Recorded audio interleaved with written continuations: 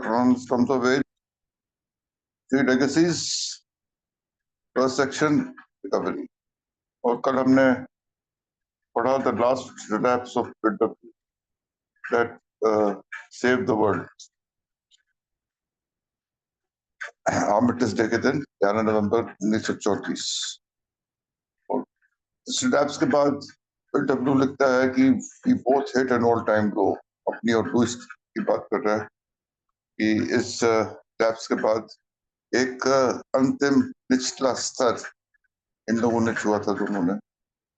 जब he went back to drinking 1, 2, 3 bottles of bathtubs in a day, I could not stop and I knew it। Hopeless situation हो गई थी BW की। P रहा था, P पा रहा था, अपने आप पी पा रहा था और जानता था कि अब उसका जो पतन है वो निश्चित सा है। और इस अवस्था में बैठा था। And by somewhere towards the end of November 1934, then one afternoon, we are on the top of page 58, yes, then one afternoon the telephone rang। Telephone की घंटी बजी। BW था, उसकी वाइफ लुइस काम पे गई हुई थी, वो घर में अकेला बैठा था और फोन की घंटी बजी। It was my old boarding school friend and drinking companion Ebby Throckmorton Thacher, born 1896, died 1966, 70। ये एबी का बहुत अच्छा बचपन का दोस्त था।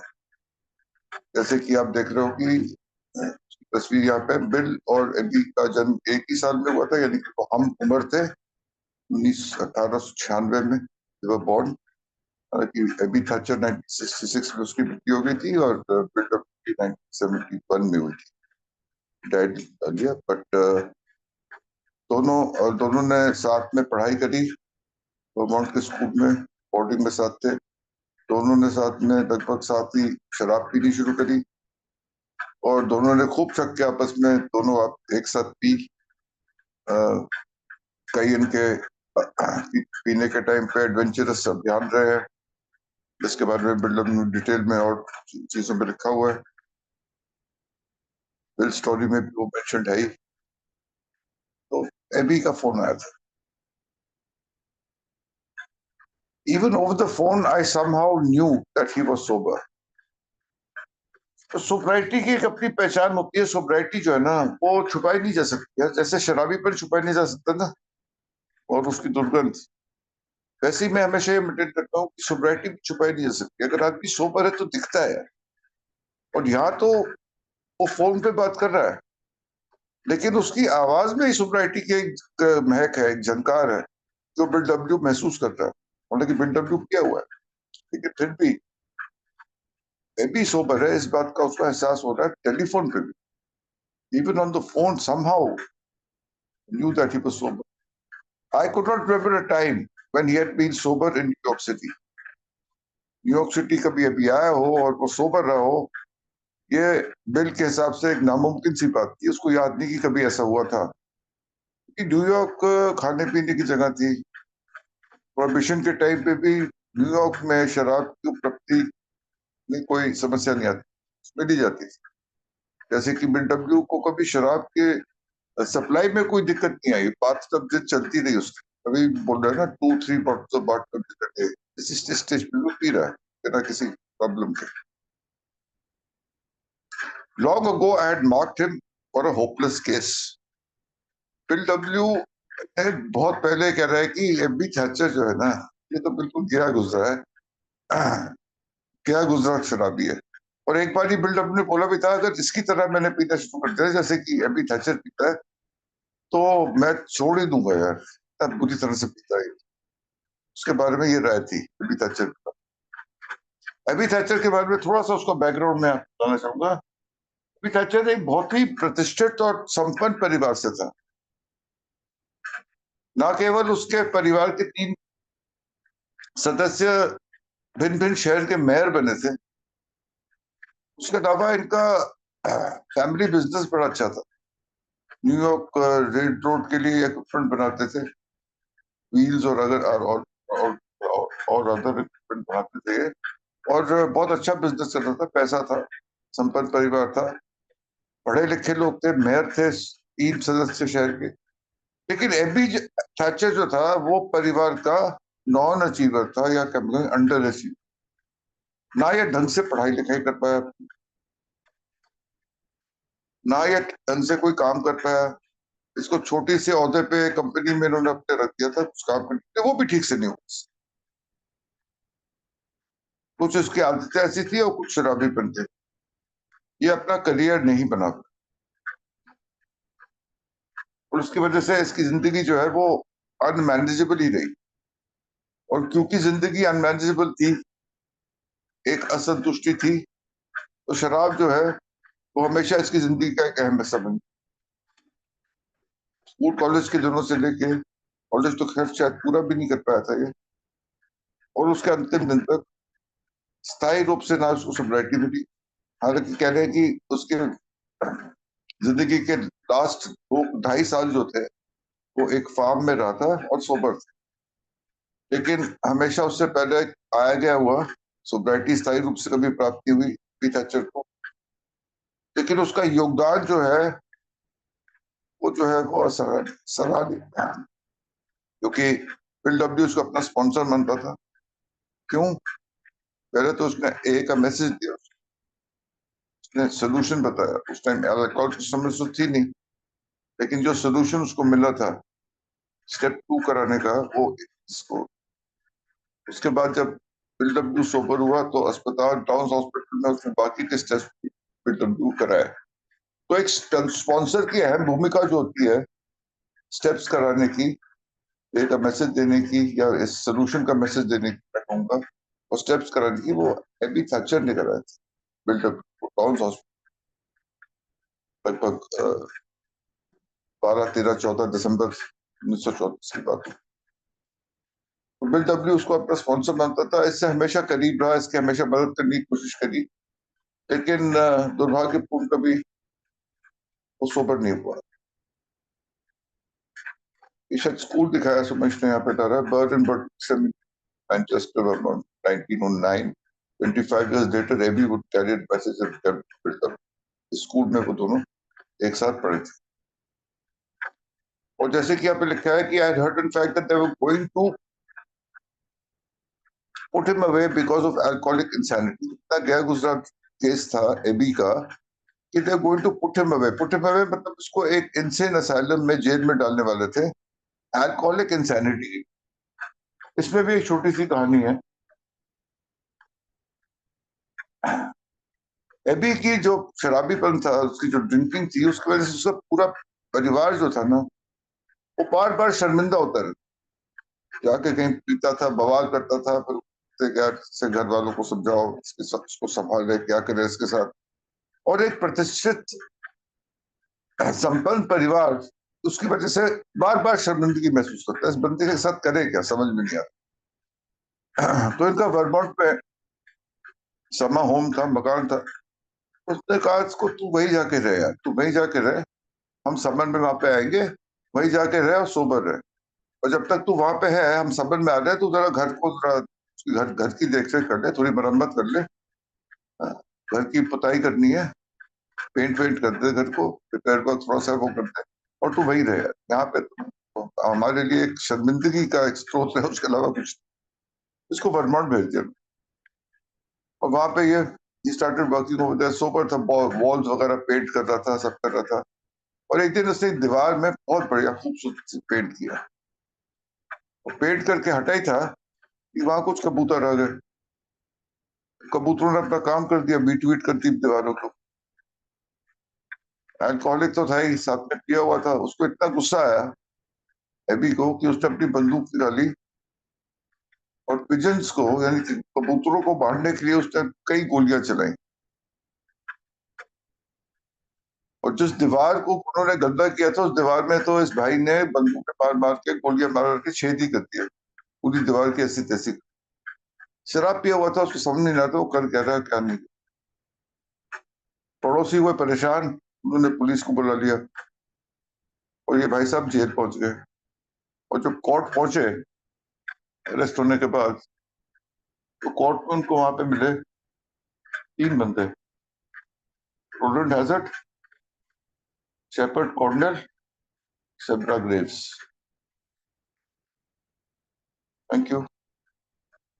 सेब्रा ग्रेव्स नहीं यहाँ पे, लेकिन हाँ सेब्रा ग्रेव्स है और रोलैंड हैजर्ड है, और ये दोनों वहां पहुंच गए। तीसरा बंदा था एक शेपर्ड कॉर्नेल। और ये सेब्रा ग्रेव्स जो था, इसका जो फादर था कॉलिन ग्रेव्स, ये वहां का मैजिस्ट्रेट था, जो केस की सुनवाई कर रहा था एबी थैचर। और इन्होंने उसको कन्विंस किया, रोलैंड हैजर्ड और सेब्रा ग्रेव्स ने, कि हम इसको अपने साथ ले जाएंगे, और हमारे पास एक शराबीपन का एक जार है जिसके लिए हम साथ कोशिश करेंगे, इसको जेल में ना डालें, हमारे हवाले कर दें। और क्योंकि जान पहचान थी और कॉलिन ग्रेव्स को ये बात समझ में आ गई थी, जो मैजिस्ट्रेट था, उसने एबी को छोड़ दिया और उसको अपने साथ, उसको न्यूयॉर्क ले गए, ऑक्सफोर्ड ग्रुप में इसका वहां दाखिला कराया, और कैवलरी मिशन में इसको रहने की जगह दी जहाँ सैम शूमेकर था, और उसका वहां पे ख्याल रखा। और एज इट इज इस समय जब वो बिल से मिलने आया था, वो 2-3 महीने सोबर था। ये कहानी थी एबी थैचर। अब बिल डब्ल्यू को पता था ये गॉन केस है, और उसने कहा था कि ये तो किसी असाइलम में, तो असाइलम वहां पे था, असाइलम फॉर अल्कोहलिक इंसैनिटी, उधर उसका उसको डाल दिया गया था। ये बात छूटा कैसे, एस्केप कैसे हुआ? Eagerly I said, come right on over. We talk about the good old days. Phone पे से बात हुई है, आ जा यार, अब पुरानी यादें ताजा करके आ जा। Now, why did I say that? Bill W अब पीछे देखते हुए कह रहा, मैंने क्यों बोला है कि पुराने दिन और पुरानी यादें ताजा करेंगे, आ जाओ। It was because my present was unbearable. उसका जो वर्तमान था वो असहनीय था, अनबेरेबल था यार। उसके बारे में क्या बात करते हैं, उसके बारे में क्या सोचते हैं, क्या बोलता कि मैं क्या कर रहा हूँ यार, मैं कहाँ हूँ, मैं इस टाइम क्या कर रहा हूँ, क्या नहीं कर रहा हूँ, मेरी हालत क्या है, कुछ नहीं था उसके बारे में बोलने की। And I knew there was no future, भविष्य था ही नहीं। पी पी के मर रहा था, उसको खुद पता था कि वो पी रहा है, रुक नहीं पा रहा है, ना रुक पाएगा, और मृत्यु जो है या उसका अंत जो है कैसे भी हो वो निश्चित है। तो भविष्य तो कोई है ही नहीं, रह क्या गया, पास्ट रह गया, भूतकाल। तो कहते हैं आज आप पुरानी चीजों के बारे में ही बात करेंगे, क्योंकि ना वर्तमान था कोई, ना कोई future. Soon Abby stood beaming in the doorway. Then he was sitting across the kitchen from me. अभी आया beaming, और fresh skinned and glowing, ये वर्ड्स लिखे हैं अभी बिग बुक में, उसने डिस्क्राइब किया था। There he was, my friend Abby, fresh skinned and glowing. तो चेहरे पे एक चमक थी, एक तेज था, सोब्राइटी का जो होता है, फ्रेशनेस थी, ताजापन। और वो जब उसने उसको देखा, तो वो उसको देख के वो औचक्का सा रह गया। He was aghast. Then he was sitting across the kitchen from, kitchen table है, किचन टेबल की भी ब्रुकलिन में जो घर था उसकी जो किचन टेबल थी, उसका भी एक चित्र यहाँ अपन देख रहे हैं कि वो ऐतिहासिक जगह है, या पहली बारी बिल और एबी की इस बात को लेके चर्चा हुई थी, ये बातचीत हुई थी, जो इसके बाद बिल डब्ल्यू का आध्यात्मिक अनुभव हुआ, उसका आध्यात्मिक एक जागृति हुई, एक परिवर्तन हुआ। ये वो जगह है जहाँ सारी बातें शुरू। There was a big crock of gin and pineapple juice between us.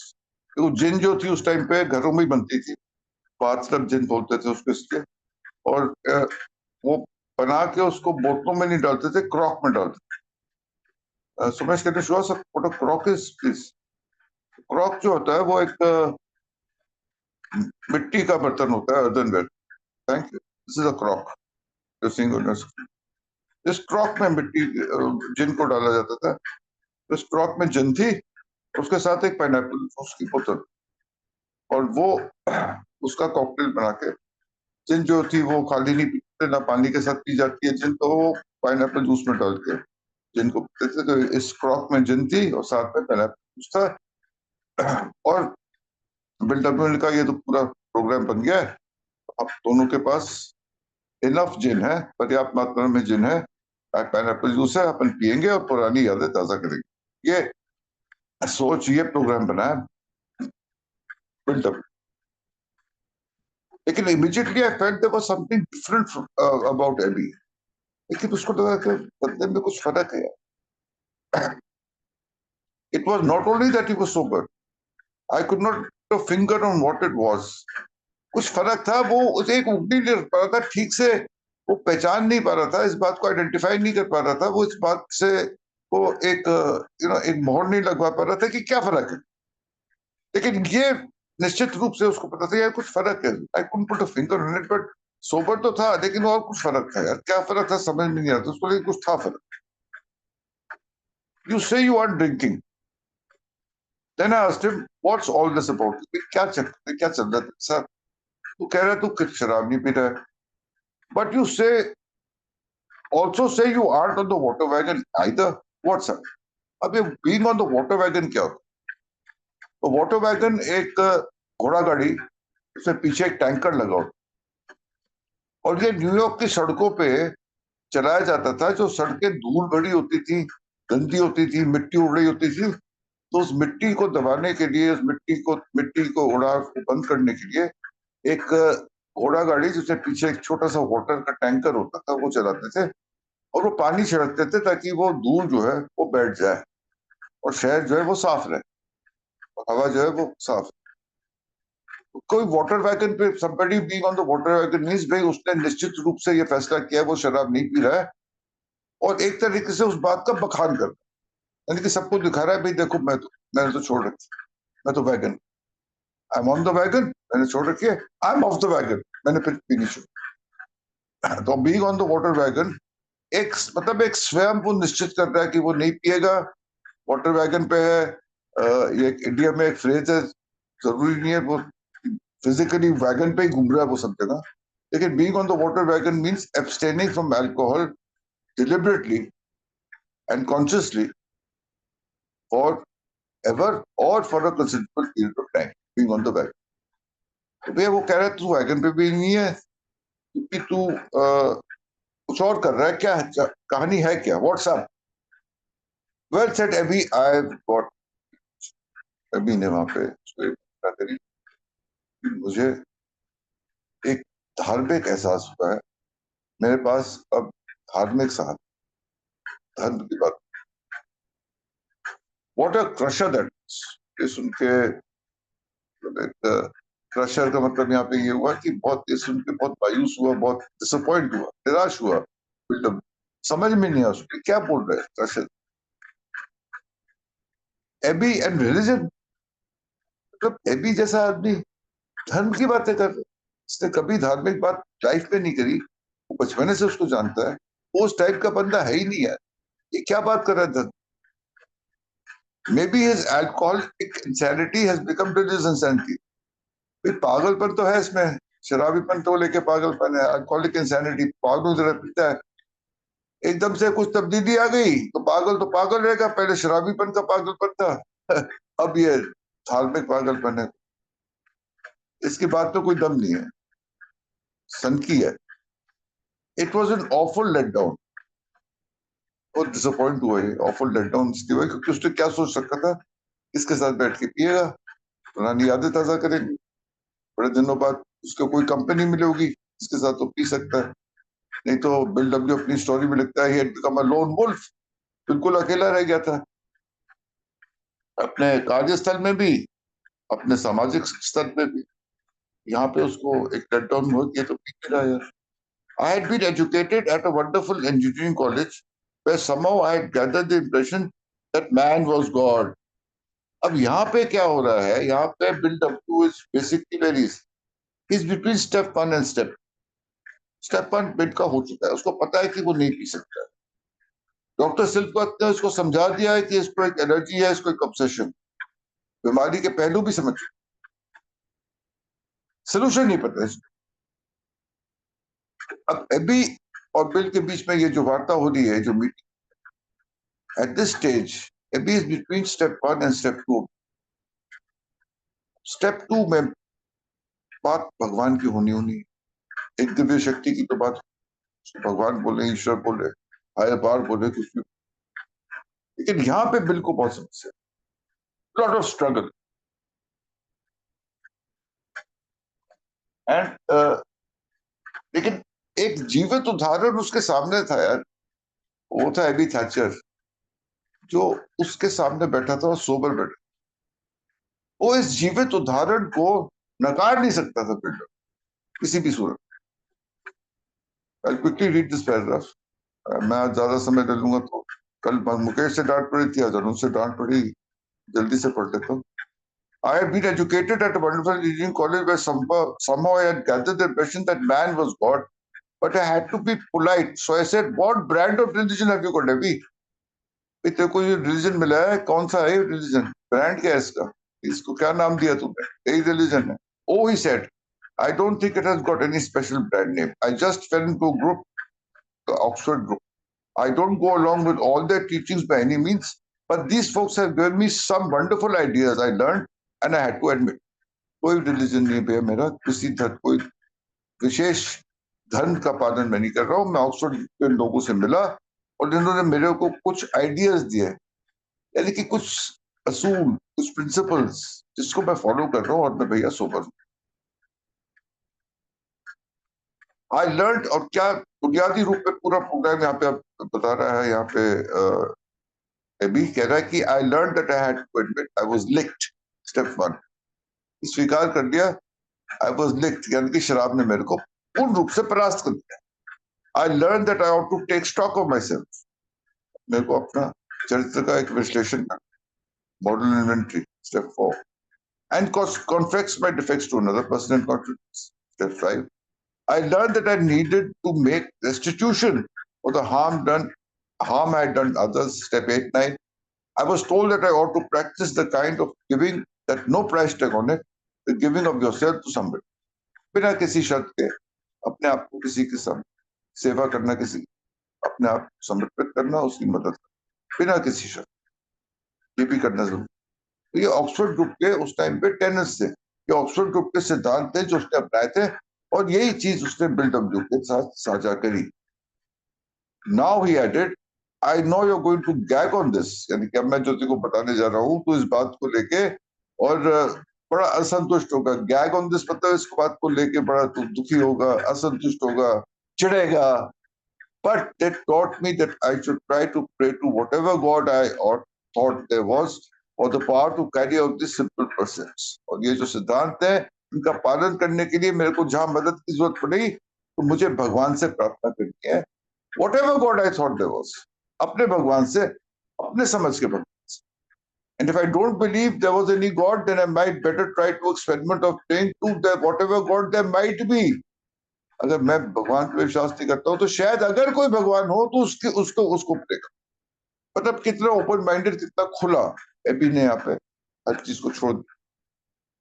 Bill, it's a queer thing, but even before I had done all this, just as soon as I decided that I would try with an open mind, it seemed to me that my drinking problem was lifted right out.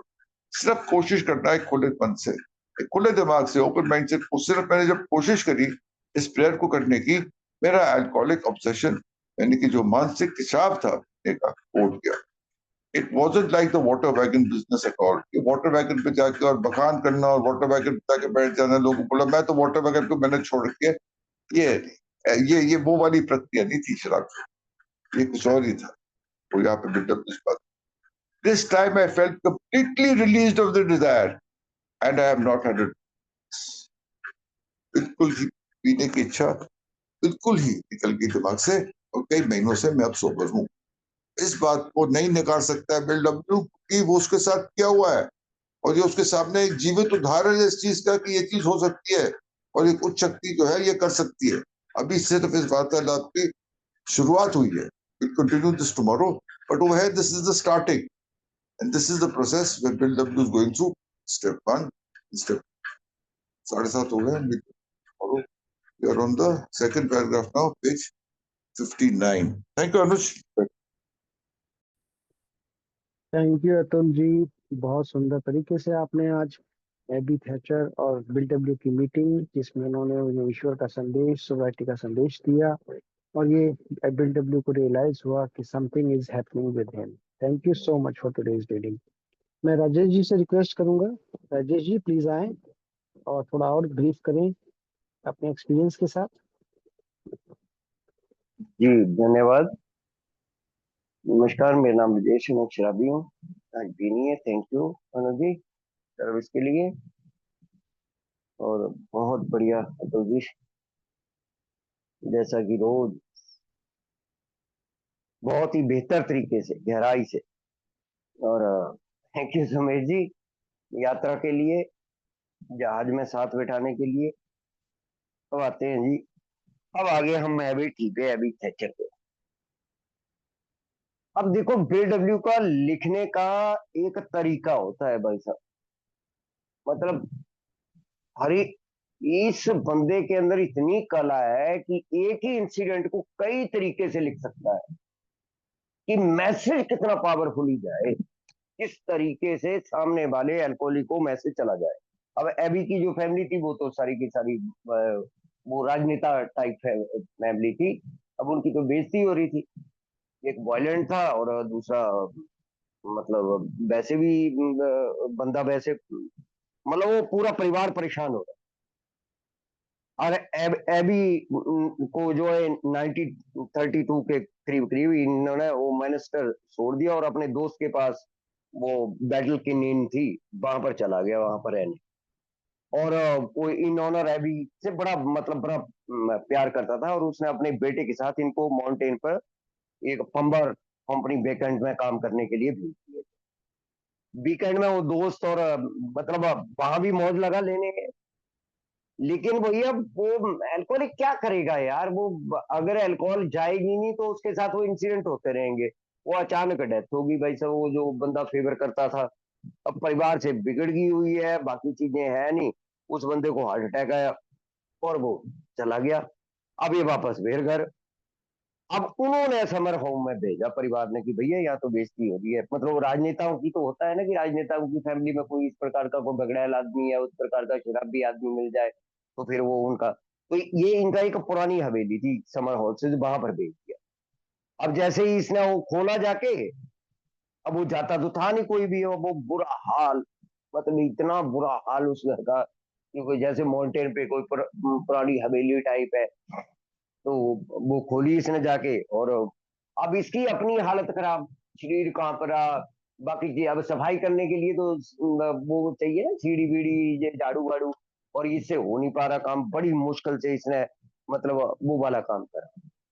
और जुलाई 1934 में इसने वो complete करी, वो सारी painting painting सारा, मतलब अकेला लगा रहा भाई सब। और हल्की फुल्की हेल्प ली और पूरा सारा घर, और खासकर वो अपना कमरा, वो जो दिखा रहे थे अभी, वो अपना अपना जो रूम था, इसका बचपन के रूम होते हैं ना जहाँ माँ बाप, और पीता था रोता था, और वो वाली कहानी चल पड़ी इसके साथ। अब एक दो कांड तो इससे हो गए थे, मतलब वो जैसे छोटे मोटे झगड़े हो गए थे, तो जज ने इनको बोल दिया था कि भैया अगर तीसरी बार आ गया मेरे हत्थे चढ़ गया तो भाई मैं सीधा अंदर डालूंगा। शायद $5 के करीब इसको जुर्माना हो। अब दो विजिटर आए इसके पास, शेफ सी और शिवरानी। अच्छा, ये भी इसके मतलब जानने वाले थे। ऐसा नहीं था कि इन लोगों को जानकारी नहीं थी आपस में। ये एक्चुअली क्या है, ये बड़ी फैमिलियां हैं। जैसे रोलैंड हैजर्ड को हम देखते हैं, बिल को भी मैं गिनूंगा, एबीटी को भी मैं गिनूंगा उन लोगों में। और भी जितने भी लोग ये शुरू शुरू में मिल रहे हैं ना, ये बड़ी मतलब पुरानी बहुत फैमिली है। वो शराबीपन के कारण इसकी तो बॉटम लगा है, लेकिन परिवार तो ठीक ठाक है ना, इनके पास नहीं है। तो फिर वो आए और उन्होंने अपने बारे में बताया कि भैया ऐसे ऐसे एक जगह पे हम जा रहे हैं, और किस प्रकार से वो बाइबल टाइम की बात और फर्स्ट क्रिश्चियनिटी की बातें बता रहे थे उसे। Ebby said it was really more of spiritual than it was a religious movement. ऐसा नहीं लग रहा था कि ये रिलीजियस मूवमेंट है, ये स्पिरिचुअल मूवमेंट है, और बड़े ध्यान से सुन रहा था। और जो थर्ड विजिट था वो रोलैंड है, और उसका गहरा प्रभाव पड़ा इसके। और वो एक परमानेंट, जैसे रोलैंड के बारे में हमने पढ़ा ही है, वो भी रोड आइलैंड फैमिली से बड़ी मतलब ऊंचे घराने का आदमी था।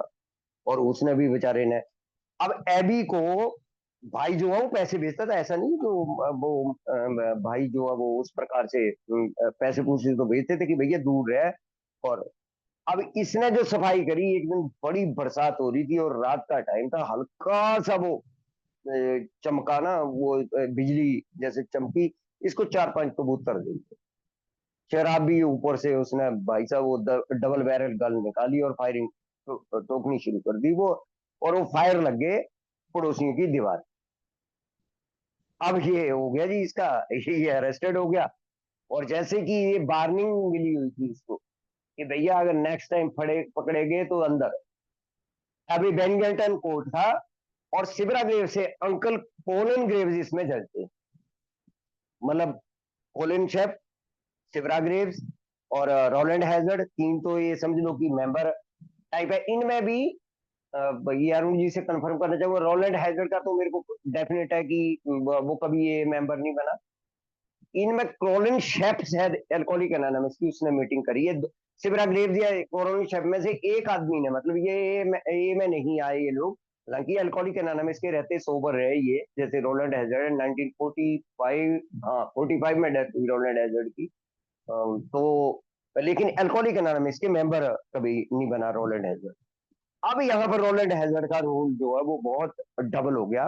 रोलैंड हैजर्ड ने 2-3 तरीके से हेल्प करी। एक तो वो जो जज के पास जाना, वो जैसे मेरा ना सिवरा ग्रेव्स का कॉलिन कॉलिन एस ग्रेव्स था वो जज का नाम, और सिवरा ग्रेव्स के अंकल था वो।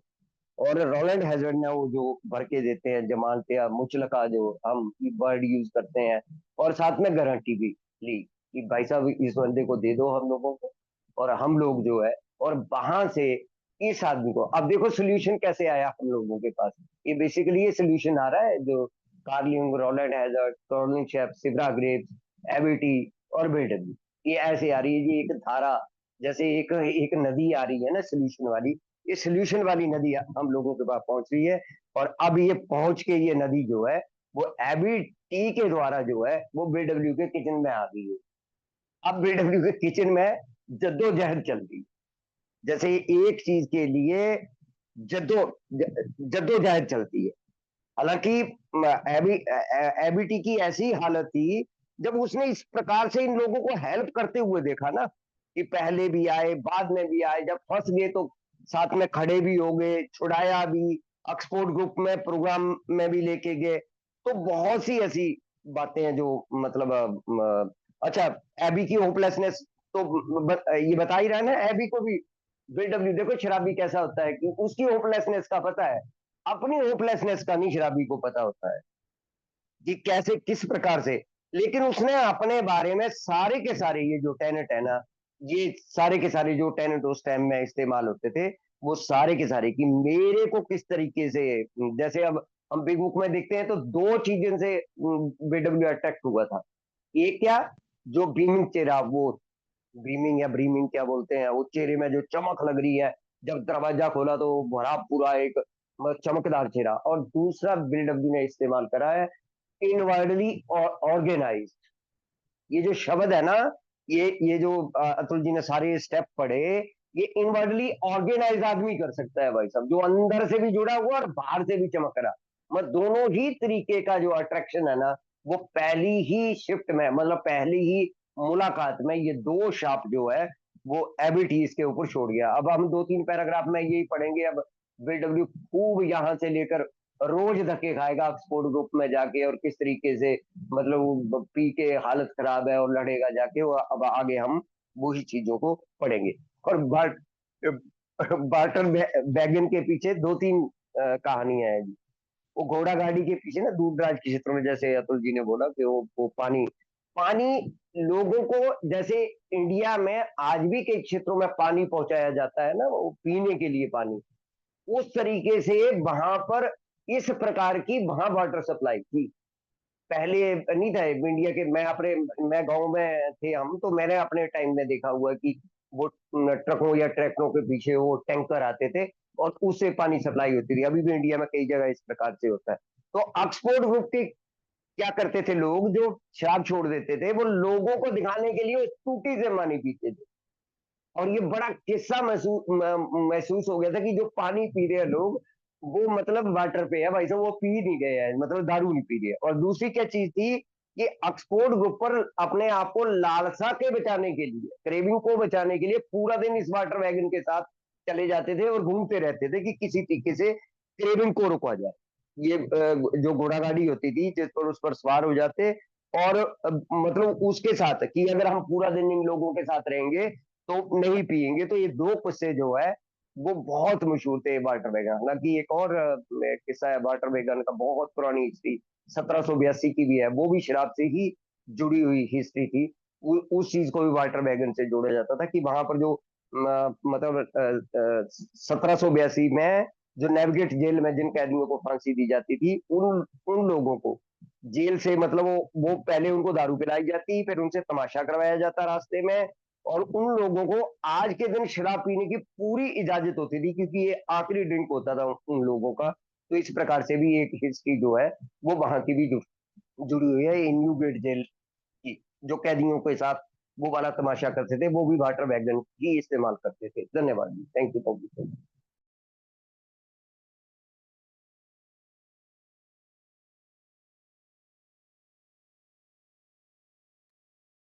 Thank you Rajesh ji, thank you so much for today's briefing. बहुत अच्छे सुंदर तरीके से आपने इस चीज को एक्सप्लेन किया। Thank you so much sir.